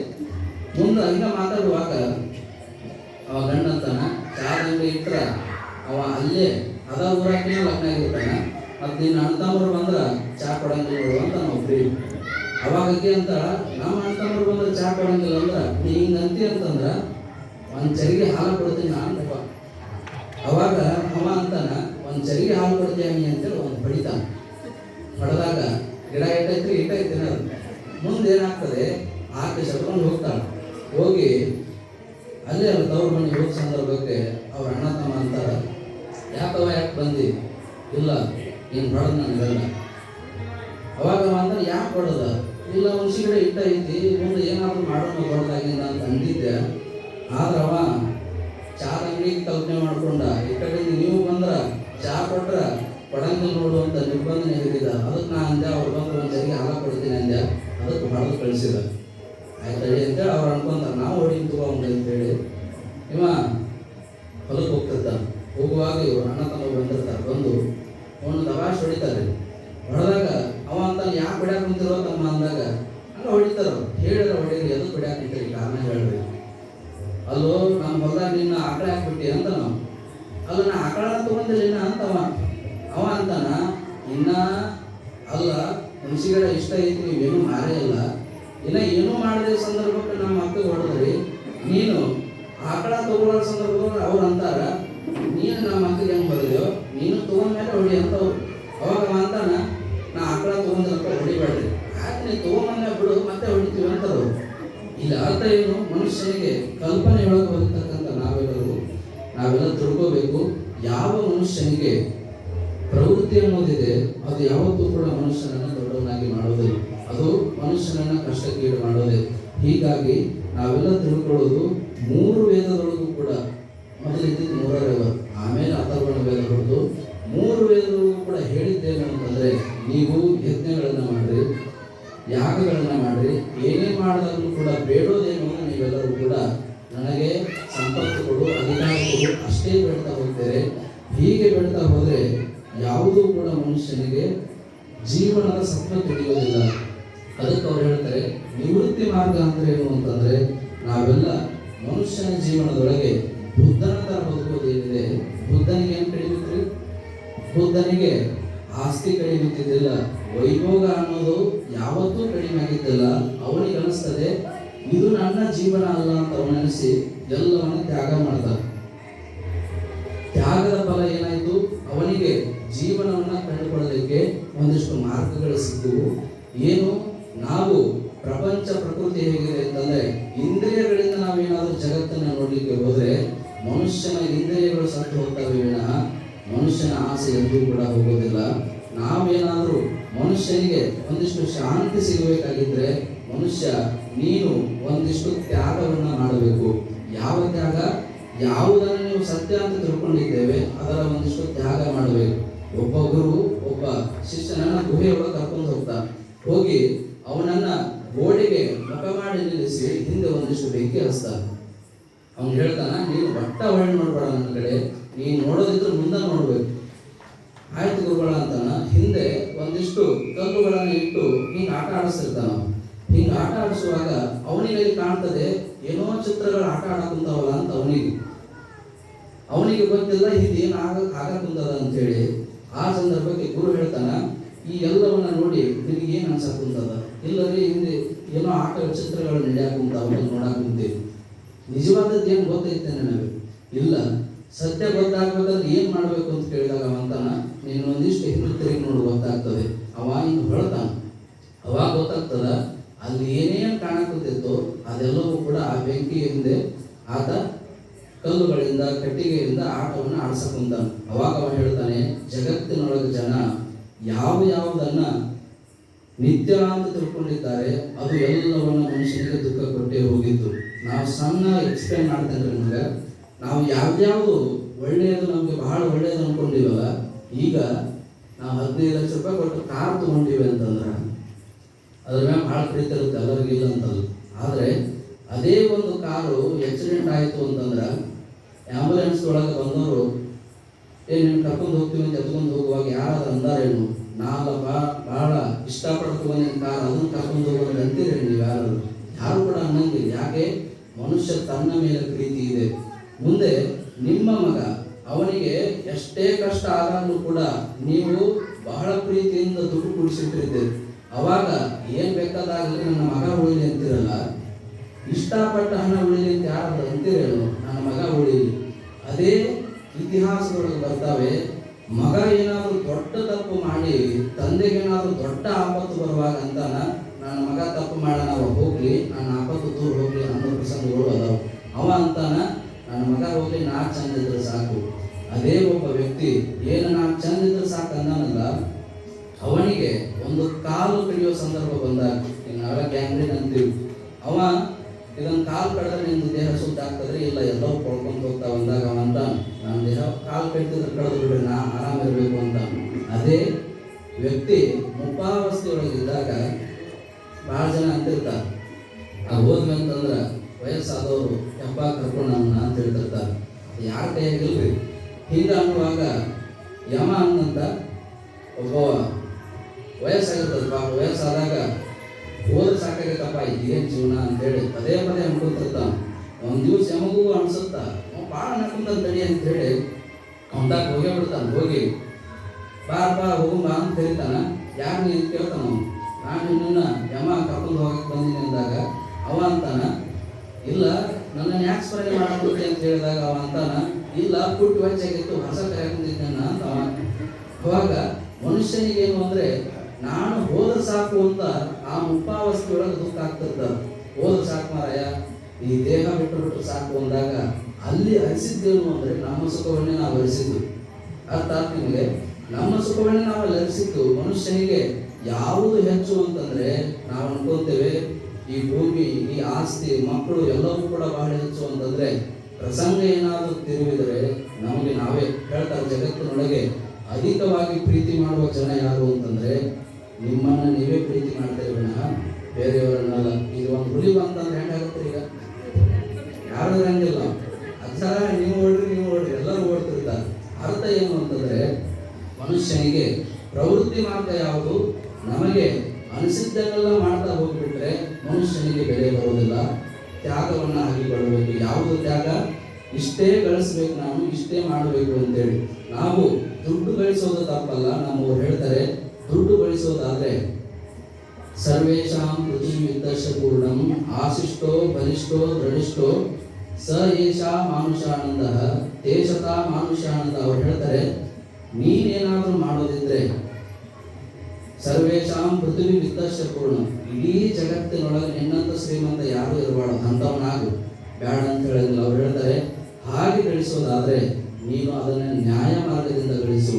ನಮ್ಮವ್ರು ಹೇಳ್ತಾರೆ, ದುಡ್ಡು ಇಟ್ಕೋಬೇಡ ಅಂತ ಹೇಳಂಗಿಲ್ಲ, ದುಡ್ಡು ಇಟ್ಕೋ, ಅದನ್ನ ನ್ಯಾಯ ಮಾರ್ಗದಿಂದ ಗಳಿಸೋದಾದ್ರೆ ನೀನು ಅಷ್ಟು ಗಳಿಸು. ಮುಂದೆ ಹೇಳ್ತಾರೆ, ಆಶಿಷ್ಟೋ ಬಲಿಷ್ಠೋ ದೃಢಿಷ್ಠೋ. ಆಶಿಷ್ಟೋ ಅಂದ್ರೆ ಇಚ್ಛಾಶಕ್ತಿ. ನೀವು ಏನು ಅನ್ಕೊಂತೀರಿ ಆ ಎಲ್ಲವೂ ಜನಗಳ ಶಕ್ತಿ ನಿನ್ನೊಳಗೆ ಬರಲಿ. ಬಲಿಷ್ಠನಾಗು, ಮತ್ತೆ ಆರೋಗ್ಯಪೂರ್ಣವಾಗಿ ಇಡೀ ಜನ ನಿನ್ನನ್ನ ಗೌರವದಿಂದ ಕಾಣುವಂತಾಗ್ಲಿ. ಎದರಿಂದ? ನ್ಯಾಯ ಮಾರ್ಗದಿಂದ. ಅವ್ರು ಹೇಳ್ತಾರೆ, ಏಷ ಮಾನುಷಾನಂದ, ಇದು ಮನುಷ್ಯನ ಆನಂದಕ್ಕೆ ಸಮ, ಒಬ್ಬ ಮನುಷ್ಯನ ಆನಂದಕ್ಕೆ ಸಮ. ಮುಂದೆ ಹೇಳ್ತಾರೆ, ತೇಷತ ಮಾನುಷಾನಂದ. ಅವ್ರು ಹೇಳ್ತಾರೆ, ಇಂತಹ 100 ಜನರ ಆನಂದ ಸೇರಿದ್ರೆ ಒಬ್ಬ ಇಂದ್ರನ ಆನಂದ. ಮುಂದೆ ಹೇಳ್ಕೊಂಡು ಹೋಗ್ತಾರೆ. ಅರ್ಥ ಏನು? ಮನುಷ್ಯ ದುಡ್ಡು ಗಳಿಸೋದಕ್ಕೆ ಬೇಡ ಅಂದಿಲ್ಲ ನಮ್ಮ ಸಮಾಜ. ನ್ಯಾಯ ಮಾರ್ಗದಿಂದ ಗಳಿಸೋದಾದ್ರೆ ನಿನಗೆ ಬೆಲೆ ಜಾಸ್ತಿ ಇದೆ. ಇಲ್ಲಿ ಮಧು ಕೈತವ ಏನು ಅಂದ್ರೆ, ಬೇಕಾದದ್ದು ಬೇಡದದ್ದು.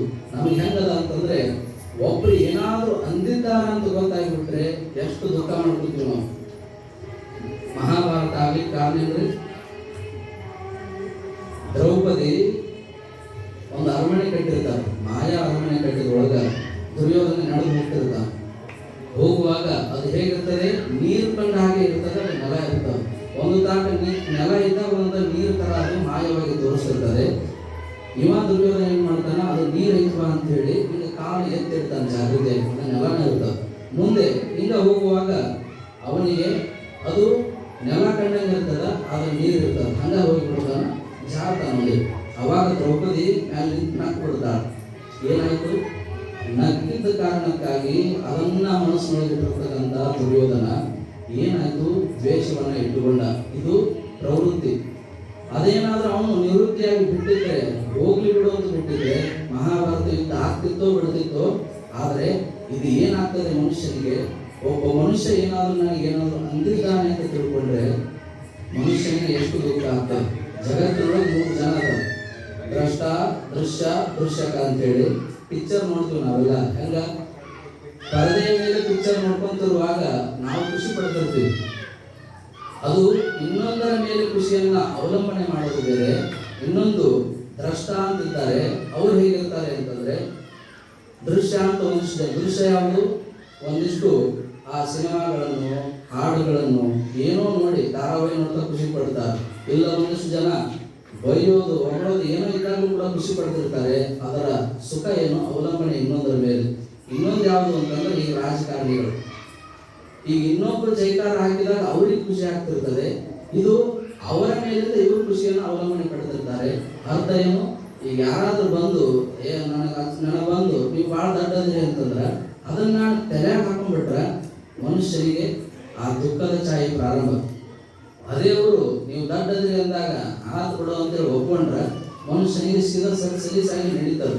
ಅರ್ಥ ಏನು ಅಂತಂದ್ರೆ ದ್ರಷ್ಟ ಯಾವುದು ಅಂದ್ರೆ ನಿಮ್ಮ ಜೀವನವನ್ನು ಇನ್ನೊಬ್ಬರ ಮೇಲೆ ಅವಲಂಬನೆ ಮಾಡೋದೇನಿದೆ ಅದು ಮನುಷ್ಯನಿಗೆ ದುಃಖವನ್ನೇ ತರ್ತದೆ. ನಾವೆಲ್ಲ ಇನ್ನೊಬ್ಬರಿಗೆ ಚಂದ ಕಾಣಲಿ ಅಂತ ಬರುವುದು ಇಲ್ಲ, ಇನ್ನೊಬ್ಬರನ್ನ ಹೊಗಳಲಿ ಅಂತ ಬದುಕು ನಡೆಸೋದೇನಿದೆ ಅದು ಮನುಷ್ಯನನ್ನು ಎಂದೂ ಕೂಡ ತೃಪ್ತಿ ತರಂಗಿಲ್ಲ.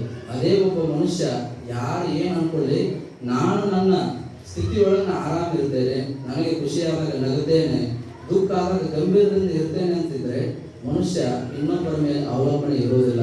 ಅರ್ಥ ಏನು? ಯಾವ ಮನುಷ್ಯ ಮಧುಪೀಠವಾದಷ್ಟೇ ದೇವಿಯವರನ್ನು ಸಂಹಾರ ಮಾಡಿದ್ದು ಅಂತಂದ್ರೆ ನಾವು ತ್ಯಾಗವನ್ನು ಗಳಿಸೋದಾದ್ರೆ ಮನುಷ್ಯನ ಜೀವನದೊಳಗೆ ಬಹಳ ಬೆಲೆ ಬರ್ತದೆ. ಹೀಗಾಗಿ ನೀವೆಲ್ಲರೂ ಕೂಡ ತಿಳ್ಕೊಳ್ಳೋದೇನು, ಯಾವ ವ್ಯಕ್ತಿ ಇಡೀ ಜೀವಮಾನದೊಳಗೆ ತ್ಯಾಗ ಜೀವನ ನಡೆಸ್ತಾರೋ ಅಂಥವರು ದೇವಿಗೆ ಪ್ರಿಯವಾಗ್ತಾರೆ. ಮಧುಪೀಠವ ಸಂಹಾರ ಯಾವಾಗ ಆಗ್ತದೆ? ನಾವು ಯಾವಾಗ ಬೇಕಾದದ್ದನ್ನ, ಯಾವುದು ಬೇಕಾದದ್ದು ದುಡ್ಡು ಎಲ್ಲ ಕೀರ್ತಿಗಳನ್ನ ಅವಲಂಬನೆ ಮಾಡ್ಕೊಂತೀವಲ್ಲ ಅದರಿಂದ ನಮಗೆ ದುಃಖವೇ. ಅದಕ್ಕೆ ಹೇಳ್ತಾನೆ ಪ್ರಹ್ಲಾದ, ಯಾವ ಪ್ರೀತಿ ಅವಿವೇಕಾನ ವಿಷಯೇಶ್ವರ ಪಾಯಿನಿ ಅಂತ ಹೇಳ್ತಾನೆ. ಯಾವ ಅವಿವೇಕಿಗಳು ಇಡೀ ಸಿರಿ ಸಂಪತ್ತನ್ನ ದೇವರಿಗಿಂತ ಕಡಿಯಾಗಿ ನೋಡಾಕಂತಾರಲ್ಲ ಅಂಥವರನ್ನ ಆ ಭಕ್ತಿ ಏನಿದೆ ಅದು ಯಾವುದೂ ಬೇಡ, ಇಡೀ ಭಾವ ಏನಿದೆ ನಿನ್ನೊಳಗೆ ನೆಲೆಯಾಗುವಂತಾದ್ರೆ ಅಂತಹ ಭಾವನೆ ಕೊಡು. ಅದಕ್ಕೆ ರಾಮಕೃಷ್ಣ ಹೇಳ್ತಿರ್ತಾರೆ ಯಾವಾಗಲೂ, ಯಾವ ಮನುಷ್ಯ ದೇವಿ ನಾಮವನ್ನು, ಶಿವನಾಮವನ್ನು, ಯಾವುದೇ ದೇವರ ನಾಮವನ್ನು ಸ್ಮರಣೆ ಮಾಡಿದಾಗ ನಿನ್ನೊಳಗೆ ಏನಾದರೂ ಒಂದಿಷ್ಟು ಕಣ್ಣೀರು ಸುರಿತದೆ ಅಂತಂದ್ರೆ ನಿನ್ನ ಪಾಪ ಹರಿದು ಹೋದು ಅಂತ ತಿಳ್ಕೊಂತಾರೆ.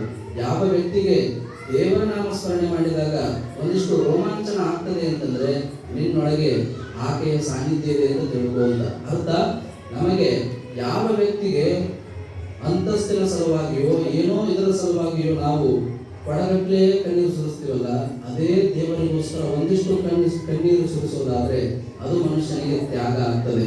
ಅರ್ಥ, ನಮಗೆ ಯಾವಾಗ ನಾವು ಬೇಕಾದದ್ದನ್ನು ತಿಳಿದುಕೊಂಡಾಗೂ ಕೂಡ ದುಃಖ ಇದೆ, ಬೇಡಾದದ್ದನ್ನು ತಿಳಿದುಕೊಂಡಾಗೂ ಕೂಡ ದುಃಖ ಇದೆ. ಅರ್ಥ ಏನು? ಇವೆರಡನ್ನ ಬಿಟ್ಟಾಗ ದೇವಿ ನಮಗೆ ಒಲಿತಾಳು. ಲಾಸ್ಟ್ ಒಂದು ಕಥೆ ಮುಗಿಸ್ತೀವಿ. ಒಬ್ಬ ತಂದೆ ಇಬ್ಬರು ಮಕ್ಕಳು, ಅವ ಒಂದು ಸೈಟ್ ಖರೀದಿ ಮಾಡಿರ್ತಾನೆ, ಅವರೊಳಗೆ ಮನೆ ಕಳಿಸಿರ್ತಾರ. ಅವಾಗ ಅವ್ರಿಗೆ ಮಾರ್ಬೇಕು ಅನಿಸಿರ್ತಾರ, ಯಾಕೆ ಮಾರೋಣ ಅಂತೇಳಿ ಒಬ್ಬಂಗೆಲ್ಲ ಮಾತಾಡ್ಕೊಂಡಿರ್ತಾರೆ, ವ್ಯವಹಾರ ಹಿಂಗೆ ಮಾರಿಬಿಡೋದು ಅಂತೇಳಿ. ಅವಾಗ ಎಲ್ಲ ಪೇಪರ್ ಸೈನ್ ಆಗಿರ್ತಾವ, ಇದಾಗಿರ್ತಾವ. ಅವತ್ತು ರಾತ್ರಿ ಮುಗಿತದಲ್ಲ, ಮುಂಜಾನೆ ಏನಾಗ್ತದ, ಆ ಮನೆಗೆ ಬೆಂಕಿ ಬಿದ್ದಿರ್ತದೆ, ಶಾರ್ಟ್ ಸರ್ಕ್ಯೂಟ್ ಆಗಿ ಇದಾಗಿ ಬೆಂಕಿ ಬೀಳುತ್ತೆ. ಈ ತಂದೆಗೆ ಏನು ಖುಷಿ ಅಂದ್ರೆ ಅದು ಮಾರಿಬಿಟ್ಟಿವಿ, ನಮ್ಮ ರೊಕ್ಕ ಬಂದೈತಿ ಖುಷಿ ಅಂತ ಅವರು. ಆದರೆ ಇನ್ನೊಬ್ಬ ಮಗ ಬರ್ತಾನೆ, ಇವನು ಖುಷಿ ಇರ್ತದೆ, ಹೋಗ್ಯದ್ ಕೂಡ ನಮಗೇನು ಸಂಬಂಧ ಇಲ್ಲ. ಆದ್ರೆ ಇನ್ನೊಬ್ಬ ಮಗ ಬಂದಂತಾನ, ಯಪ್ಪ ಅದು ಕೊಡಕ್ಕೆ ಮನಸ್ಸಿರ್ತದೆ ನಂಗೆ, ಅದಕ್ಕೆ ಅವ್ರೇನು ರೊಕ್ಕ ಕೊಟ್ಟಿಲ್ಲ ಅದನ್ನು ಕೊಟ್ಬಿಟ್ಟು ನಿನ್ನೆ ಅದು ಹೊಳ್ಳಿ ನಾವು ತಗೊಂಡಿವಿ ಅಂತಂದಾಗ ಮತ್ತೆ ಅವಳು ಸ್ಟಾರ್ಟ್ ಆಗ, ಯಪ್ಪ ಹೋಯ್ತಲ್ಲಪ್ಪ ಎಲ್ಲ ಅಂತೇಳಿ. ಅರ್ಥ ಏನು? ಯಾವಾಗ ನಮ್ಮದು ಅಂತ ಬಂತು ಅಂದ್ರೆ ನಮಗೆ ದುಃಖ ಇದೆ. ನಿಮ್ಮ ಬಂಗಾರ ಕಳೆದ್ರೆ ನನಗೇನು ದುಃಖ ಆಗಂಗಿಲ್ಲ, ಅದೇ ನಂದು ಕಳೆದ್ರೆ ನಿಮಗೇನು ದುಃಖ ಆಗಂಗಿಲ್ಲ. ಅರ್ಥ ಏನು ಅಂದ್ರೆ ಇದು ಮನುಷ್ಯನಿಗೆ ಬಂಧನ ಅನ್ನೋದೇನಿದೆ ರಾಗದ್ವೇಷ ಅಂತ ಹೇಳ್ತಾರೆ. ಅದು ಕಣ್ಣಿನ ಮುಖಾಂತರ ಇರಬಹುದು, ಕಿವಿಯ ಮುಖಾಂತರ ಇರಬಹುದು. ನೋಡಿದ್ದನ್ನು ಬೇಕು ಅಂತಂದ್ರೆ ಮನುಷ್ಯನಿಗೆ ಎಲ್ಲ ಸಿಗೋಂಗಿಲ್ಲ.